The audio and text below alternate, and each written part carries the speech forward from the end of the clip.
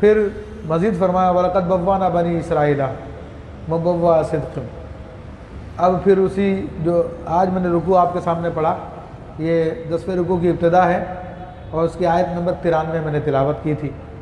تو اس میں اللہ تعالیٰ فرماتا کہ بے شک ہم نے بنی اسرائیل کو عزت کی جگہ دی اور ان کو وَرَزَقْنَاهُم مِّنَ الطَّيِّبَاتِ، اور انہیں ستھری صاف ستھری پاکیزہ روزی عطا فرمائی۔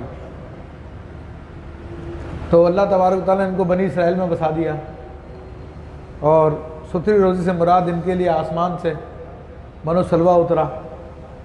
تو بڑے اللہ نے ان پہ بڑے کرم فرمایا، اس لیے مختلف مقامات پہ بنی اسرائیل پہ جو اللہ نے اپنی نعمتیں بیان کی، تو اللہ نے فرمایا کہ یا بنی اسرائیل اذکروا نعمتی التی انعمت علیکم۔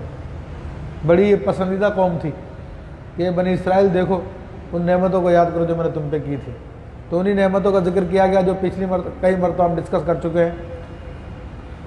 تو اللہ فرماتا کہ اپنی نعمتیں بھی کی، سب کچھ کیا، مگر فَمَا اخْتَلَفُوا حَتَّىٰ جَاءَهُمُ الْعِلْمُ، لیکن وہ اختلاف میں نہ پڑے مگر علم کے آنے کے بعد۔ ان پہ توریت بھی آ چکی تھی، ان پہ زبور بھی آ چکی تھی، اس علم کے ہونے کے باوجود یہ اختلافات میں پڑ گئے۔ اختلافات میں پڑھنے سے مراد محمد رسول اللہ صلی اللہ علیہ وسلم کا انکار کرنے لگے۔ بعض لوگ کھلم کھلا انکار کرتے تھے، بعض لوگ ایمان لے آئے اور بعض لوگ شک میں تھے۔ تو ان سب کی طرف اشارہ کر دیا، فرمایا کہ ان ربک یقضی بینہم یوم القیامۃ فیما کانوا فیہ یختلفون۔ تو آپ کا رب، بے شک تمہارا رب قیامت کے دن ان میں فیصلہ کرے گا جس بات میں وہ جھگڑتے تھے۔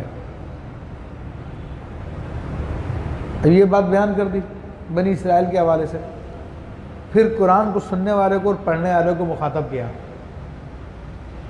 فرمایا کہ فَإِن كُنْتَ فِي شَكٍّ مِّمَّا أَنزَلْنَا إِلَيْكَ، کہ اگر اے سننے والے، اگر تجھے اس میں کچھ شبہ ہو جو ہم نے تیری طرف اتارا ہے، تو قرآن تو سب کی طرف اترا، نازل ہوا محمد رسول اللہ صلی اللہ علیہ وسلم کے قلب پر، لیکن تمام انسانوں کے لیے اترا۔ تو یہ خطاب ہے تمام انسانوں سے۔ فرمایا کہ اگر تجھے اس قرآن میں شک ہے جو تیری طرف ہم نے نازل کیا ہے، فَاسْأَلِ الَّذِينَ يَقْرَؤُونَ الْكِتَابَ مِنْ قَبْلِكَ، تو ان سے پوچھ لے جو تجھ سے پہلے کتاب پڑھنے والے تھے۔ تو یہ اہل قریش کو بھی خطاب ہے، دنیا کے دیگر کفار کو بھی خطاب ہے، اور کہا کہ تم اہل کتاب سے پوچھ لو، اہل کتاب کے پاس تو پچھلی خبریں ہیں، ان کو تو نبیوں نے بتائی ہے، ان کی کتابوں میں ہے۔ تو اہل مکہ بڑے اکڑے ہوئے تھے کہ نئے عذاب نازل کر دو بس۔ تو اللہ نے خاص طور پر ان کو خطاب فرمایا، عمومی طور پر تمام انسانیت کو۔